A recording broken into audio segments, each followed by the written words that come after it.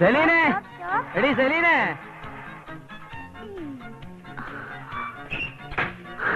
അമ്മു, എന്താ അമ്മു, നീ എവിടായിരുന്നു? ഞാൻ അന്വേഷിച്ചിറങ്ങാൻ തുടങ്ങിയതാ. ആ സ്കൂള് തവിട് പൊടിയാക്കി ഈ സാധനം. എന്താ അമ്മു? ഞാൻ പഠിക്കാൻ പോയതാ. നിന്നെ പഠിപ്പിക്കുന്നുണ്ടോ? ഇച്ചായ, അവള് മനഃപൂർവ്വം അല്ലല്ലോ. നമ്മുടെ കുട്ടികൾ സ്കൂളിൽ പോകുന്ന കാണുമ്പോ അവൾക്കും ആഗ്രഹം തോന്നൂലേ? അങ്ങനെ ഇവളുടെ ആഗ്രഹത്തിന് തുള്ളാൻ നിന്നാലേ നമ്മുടെ കട പൂട്ടിപ്പോവും. അധികം കരുതൽ ഇവളുടെ പേർക്ക് ഇനി വേണ്ട. നിന്നെ ഞാൻ കോളേജ് ഓ ആ സ്വാമി സ്വാമി ഉണ്ട്. സുഖാണല്ലോ സ്വാമി? പരമസുഖം. തന്നെ അങ്ങോട്ട് കാണാത്തോണ്ട് നമ്മൾ ഇങ്ങോട്ട് വന്നതാ. നല്ലത്. എത്തിക്കാനുള്ള കാശ് ഉടനെ എത്തിക്കാൻ നമ്മൾ പോയേക്കാം. അല്ല, അതെ, ഈ ചെക്കുകൾ ബാങ്കിൽ കൊടുത്തപ്പോ പണമില്ലെന്നും പറഞ്ഞ് അവര് തിരികെ തന്നു. ബാങ്കിൽ പോലും കാശില്ലാത്തപ്പോ പിന്നെ ഞങ്ങളുടെ ഇവിടുന്ന കാശ് അല്ലേ ചേട്ടാ? അല്ല സ്വാമി. ഓ, തെമ്മാടിത്തം പറയുന്നതിനൊരു അതുണ്ട്. ചണ്ടാണ്. ഇനി ഒരു സമാധാനം നമുക്ക് കേൾക്കണ്ട. എനിക്ക് കിട്ടാനുള്ള മുതലും പലിശയും ചേർത്ത് 67,355 രൂപ ഉടനെ കിട്ടണം. ഇല്ലെങ്കിൽ 2 ആഴ്ച കഴിഞ്ഞ് എത്തി കിടക്കും. സ്വാമി, കുറച്ചു ദിവസം കൂടെ ക്ഷമിക്കണം. തുണി ഉടുത്തതിനല്ല, കൊടുത്തതിന്റെ കുറച്ച് കാശ് വരാനുണ്ട്. എത്ര രൂപ? 2,25,300 അല്ലേ സെലീനെ? അയ്യടാ, 3-4 അടിപ്പാവാടയും 2-3 ചെട്ടി അടിച്ചു കൊടുത്തതിന് തന്റെ 2,25,000 ഉലുവ. എനിക്കൊന്നും അറിയണ്ട. ചേറ്റ ഏർപ്പാടായി പോയി. ഞാൻ പോണെങ്കിൽ പോട്ടെ എന്ന് പറഞ്ഞ് മിണ്ടാണ്ട് നിന്നാണല്ലേ? അയ്യോ, അങ്ങനെ പറയല്ലേ സ്വാമി. കുറച്ചു ദിവസം കൂടി ക്ഷമിക്കണം. അമ്മുന്റെ കേസ് വിധിയായാൽ ഉടനെ കാശ് കിട്ടും. തവേന്ന് ഞാൻ രൂപ ഇവിടെ എത്തിക്കും. താൻ ഇനി ഒരിക്കലും ഒഴിവ് കഴിവ് പറയാത്ത രീതിയിൽ വേണ്ട ഏർപ്പാട് നാം ഉണ്ടാക്കിക്കോളാം. പിന്നെ വക്കീൽ ഓഫീസിൽ നിന്ന് ഗുമസ്തം വന്നിരുന്നു. നാളെ വിസ്താരം ഉള്ളതുകൊണ്ട് തീർച്ചയായും അമ്മൂനെയും കൂട്ടി അവിടം വരെ ചെല്ലണമെന്ന് പറഞ്ഞു.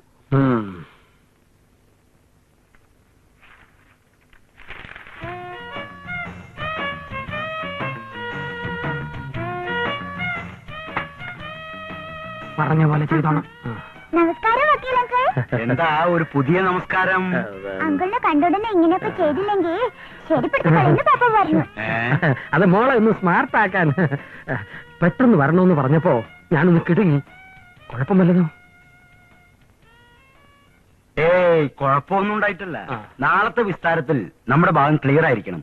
അതൊന്നും ഓർമ്മിപ്പിക്കാനാ. അതേ തന്നെ ഏറ്റു. പക്ഷെ നമ്മൾ ആവശ്യപ്പെട്ട തുകയ്ക്ക് വിധി ഉണ്ടായില്ലെങ്കിൽ ഞാൻ വീണ്ടും മുങ്ങേണ്ടി വരും. 6 ലക്ഷം രൂപയാണ് നമ്മൾ ആകെ ആവശ്യപ്പെട്ടിരിക്കുന്നത്. അത്രയും കിട്ടിയില്ലെങ്കിലും 4 ലക്ഷം ഉറപ്പാ. അത് പോരെ? ഓ, അത് മതി, ധാരാളം മതി. ആ, പിന്നെ വിസ്താരത്തില് ഇവള് പറയുന്ന മറുപടിയൊക്കെ ആശ്രയിച്ചിരിക്കും ബാക്കി കാര്യങ്ങള്. വക്കീല് പറഞ്ഞു തന്ന പോലൊക്കെ ഞാൻ അവളെ പഠിപ്പിച്ചിട്ടുണ്ട്. സംശയമുണ്ട്, ടെസ്റ്റ് ചെയ്ത് നോക്ക്. അമ്മൂടെ, വക്കീലെങ്കിൽ ചോദിക്കുന്ന ചോദ്യങ്ങൾക്ക് പപ്പ പറഞ്ഞു തന്ന പോലെ നല്ല മണിയായിട്ട് മറുപടി പറയണം. ചോദിക്കേ. ആ, അമ്മൂട്ടിയോട് മോള് സുഖമില്ലാതെ കുറെ നാൾ ആസ്പത്രിയിൽ കിടന്നിരുന്നോ എന്ന് ചോദിച്ചാ മോൾ എന്തു പറയും? കിടന്നില്ലാന്ന് പറയും. കിടന്നിട്ടുണ്ടെന്ന് പറയണമെന്നല്ലേ പപ്പ പറഞ്ഞത്? അതെ. പിന്നെ എന്താടി തെറ്റിച്ച? ഈ നിൽക്കുന്നത് ആരെന്ന് ചോദിച്ചാ മോൾ എന്തു പറയും? പപ്പ ഇരിക്കല്ലേ, നിക്കല്ലോ.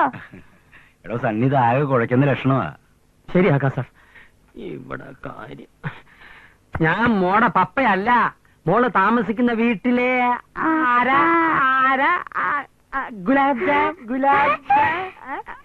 ഗുലാബ് ജാമോ? അത് മോക്ക് ഇഷ്ടപ്പെട്ട പലഹാരമാണ് സാർ. എന്നാ ഇനി പറയൂ, ഈ നിൽക്കുന്നത് അമ്മുന്റെ ആരാ? ഞാൻ താമസിക്കുന്ന വീട്ടിലെ അങ്കിൾ. ശരിയല്ലേ പപ്പ? ഓ, ശരി ശരി. മിടുക്കി. സണ്ണി, ട്രെയിനിങ്ങിൽ പോരാ. ശ്രമിച്ചു നോക്കാം വക്കീലെ. ഇവളെ 1 വർഷം ആശുപത്രിയിൽ കിടത്തിയതാണല്ലോ. അതിന്റെ ബില്ലുകളൊക്കെ സംഘടിപ്പിക്കാൻ കുറച്ച് ബുദ്ധിമുട്ടും. ഈ സത്യനാഥനെ കുറിച്ച് താൻ എന്ത് വിചാരിച്ചു? താൻ ധൈര്യമായിട്ട് ഇരിക്കടോ. ഇനി നമുക്ക് കോടതിയിൽ കാണാം.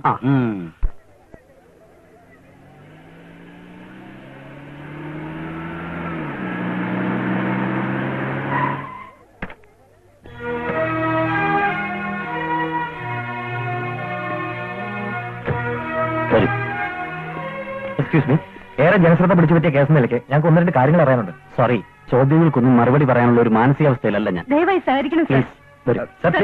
സോറി. ഒന്ന് പറയണം സർ. ഞാൻ പറഞ്ഞു. എല്ലാരും ഒന്ന് മാറിയേക്ക്.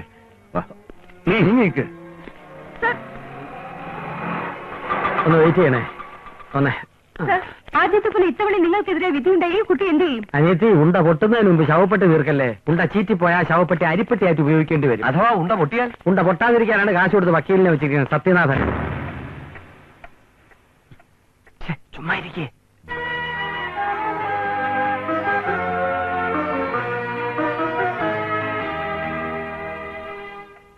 Yes proceed. Mister Vijayakumar, yes. താങ്കളുടെ വിവാഹം കഴിഞ്ഞിട്ട് എത്ര വർഷമായി? 8 വർഷമായി. വിവാഹം കഴിഞ്ഞ് എത്ര വർഷം കഴിഞ്ഞാണ് നിങ്ങൾക്ക്, അതായത് വിജയകുമാർ ശശികല ദമ്പതികൾക്ക് കുട്ടികളുണ്ടാവില്ല എന്ന് മനസ്സിലായത്?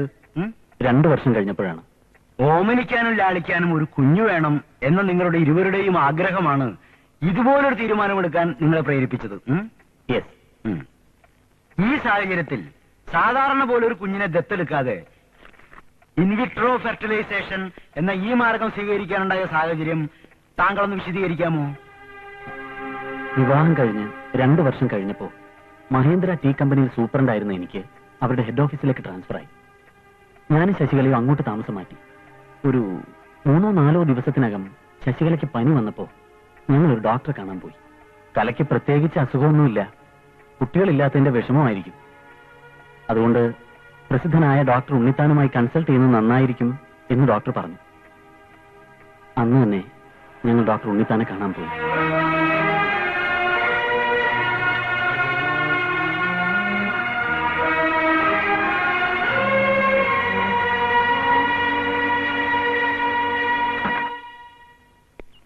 ഇറങ്ങ. ഭാഗ്യം, വേറെ പേഷ്യൻസ് ആരും ഇല്ലാന്ന് തോന്നുന്നു.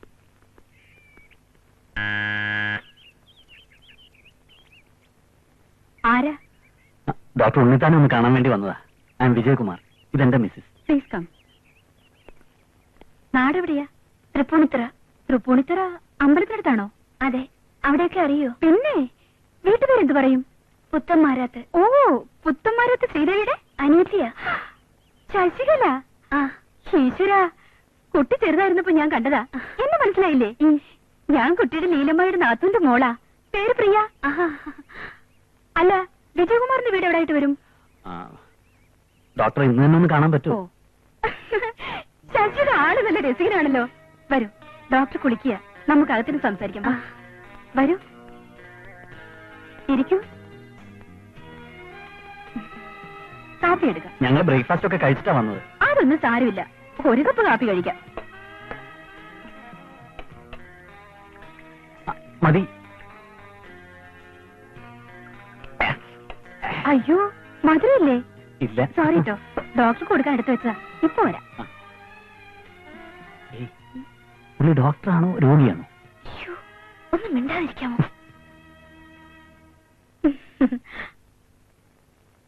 അയ്യോ, ഇതെന്താ? പേടിക്കണ്ട, ഇത് നിങ്ങൾക്കല്ല, ഡോക്ടർക്കാ. പുള്ളിക്കാരന്റെ ബ്രേക്ക്ഫാസ്റ്റ് ഇതാണ്. അല്ലറ ചില്ലറ രോഗങ്ങളൊക്കെ ഉണ്ടേ.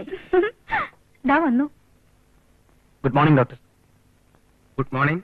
ദേ, ഈ കുട്ടി എന്റെ അമ്മായിന്റെ നാത്തൂന്റെ മോൾ. മനസ്സിലായി. അയൽവക്കത്ത് അരിക്കച്ചവടം നടത്തുന്ന ആരോ ഒരാളുടെ അകന്ന ബന്ധത്തിൽപ്പെട്ട കുട്ടിയല്ലേ? അല്ല, എന്റെ അമ്മായിയുടെ നാത്തൂന്റെ മോള് തന്നെയാ. അതെയോ? ആ. എടോ, ഒന്ന് ഇരിക്കണോ, ഇരിക്കേ. ആ, നീ ആ പുല്ല് മക്കളെ നിർത്തിച്ചേ. എന്താ ചെയ്യ? ആ, പിന്നെ ഡോക്ടർ ഹരികൃഷ്ണൻ പറഞ്ഞതനുസരിച്ച് ഡോക്ടറെ ഒന്ന് കാണാൻ വേണ്ടി വന്നതാ. ഓ, വാട്ട് ഈസ് യുവർ പ്രോബ്ലം? എല്ലാ ഇതിലുണ്ട്. ഇതല്ല ഫയല്.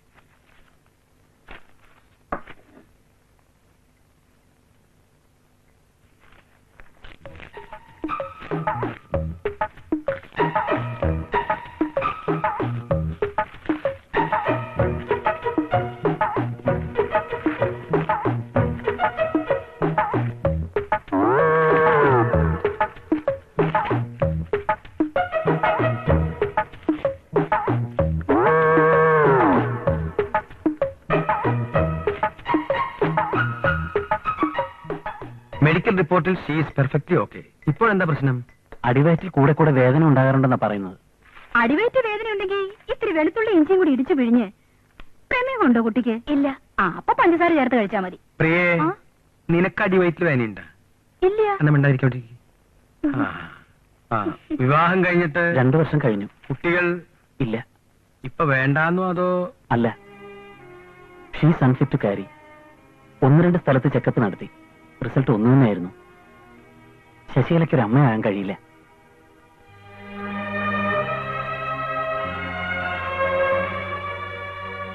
സാരില്ല, നാളെ രാവിലെ 2 ആളും കൂടെ ഹോസ്പിറ്റലിലേക്ക് വരൂ.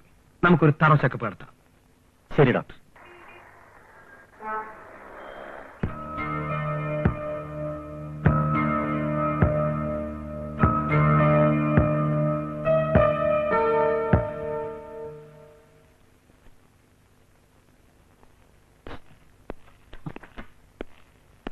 ഇരിക്കെ mister Vijay, A happy news for you. എന്താ ഡോക്ടർ? നിങ്ങൾക്ക് കുട്ടികളുണ്ടാവും. നിങ്ങൾ രണ്ടുപേരും അതിന് യോഗ്യരാണ്. ഡോക്ടർ, ഉണ്ടാവിടോ. ഈ ആഗ്രഹം സഫലമാവാൻ മൂന്നാമതൊരാളുടെ സഹായം വേണ്ടിവരും. ഡോക്ടർ എന്താ ഉദ്ദേശിക്കുന്നതെന്ന് മനസ്സിലായില്ല. മനസ്സിലാക്കി തരാം.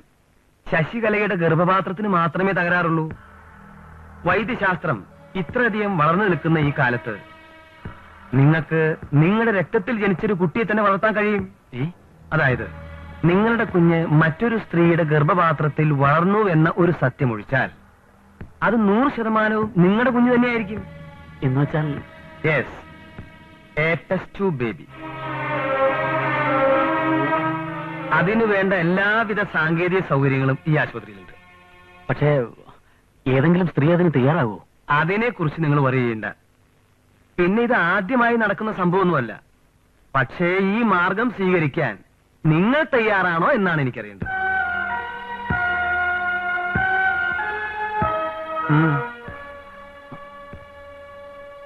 പക്ഷെ അത് കഴിഞ്ഞ് പ്രസവിച്ച സ്ത്രീ കുഞ്ഞിന്റെ അവകാശം ഉന്നയിച്ചുകൊണ്ട് വന്നാൽ? നോ, അങ്ങനെ സംഭവിക്കില്ല. അത്തരത്തിലായിരിക്കും നമ്മൾ അവരുമായിട്ടുണ്ടാക്കുന്ന കരാർ. എന്തു പറയുന്നു? സ്വന്തം കുഞ്ഞു വേണമെന്നോ അതോ വേണ്ടെന്നോ?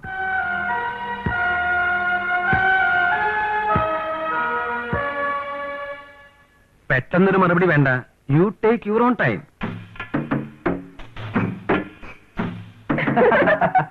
മക്കളെ എന്തൊക്കെയാ വേണ്ടെന്ന് പറഞ്ഞേക്കും.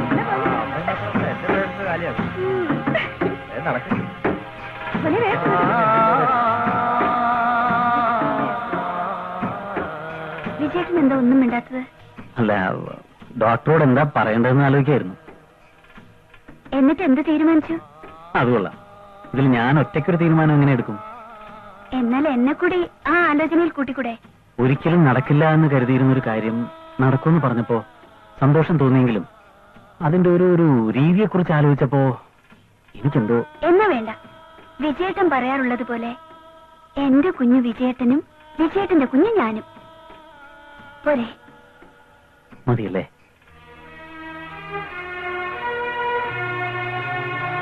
എങ്കിലും നമുക്ക് രണ്ടുപേർക്കും ഒരുമിച്ച് ലാളിക്കാൻ ഒരു കുഞ്ഞുണ്ടെങ്കിൽ. അതും ശരിയാണ്. എന്നാലും ഒരു കുഞ്ഞു വന്നാൽ ശശിക്ക് എന്നോടുള്ള സ്നേഹം കുറഞ്ഞാലോ? ശരിയാ, എന്നാ വേണ്ട. വാ,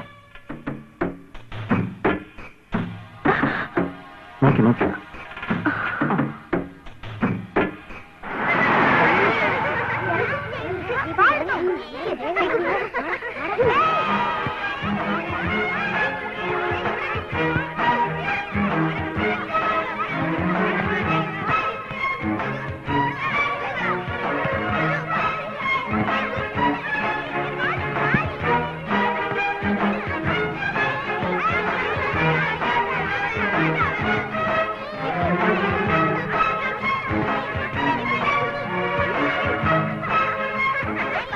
നമുക്ക് ഡോക്ടർ പറഞ്ഞതങ്ങ് സമ്മതിക്കാമല്ലേ? അപ്പോൾ താങ്കളുടെയും ഭാര്യയുടെയും പരിപൂർണ സമ്മതത്തോടും അറിവോടും കൂടെയാണ് ഡോക്ടർ ഉണ്ണിത്താൻ ഈ ടെസ്റ്റ് ട്യൂബ് ബേബിയുടെ ജനനത്തിന് വേണ്ടിയുള്ള പദ്ധതികൾ ആസൂത്രണം ചെയ്തത്. Yes. That is all your honour.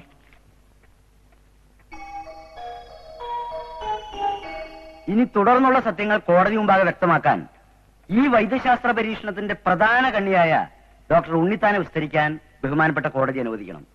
Doctor Sreekumaran Unnithan, doctor Sreekumaran Unnithan, doctor Sreekumaran Unnithan.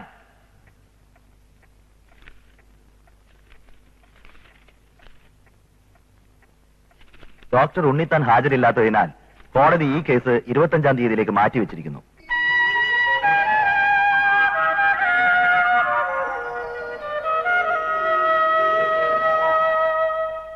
ഈ പത്രങ്ങൾ പൊടിപ്പും തൊങ്ങലൊക്കെ വെച്ച് എഴുതുന്ന വാർത്തകൾ വായിക്കുമ്പോ തൊലി ഉരിഞ്ഞു പോവുക. അവരെങ്ങനെ എഴുതാതിരിക്കുന്നത്?